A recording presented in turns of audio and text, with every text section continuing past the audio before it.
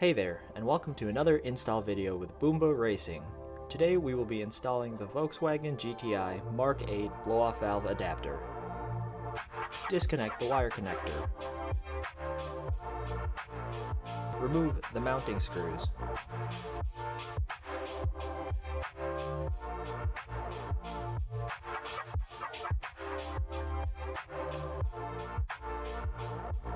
Prepare the Boomba Racing blow-off valve adapter.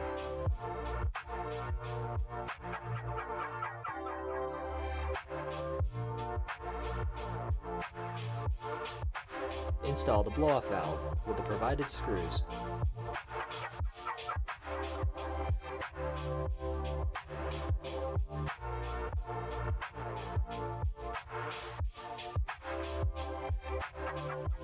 Reconnect the wire connector. And you're done. Thanks for joining us for another install video with Boomba Racing.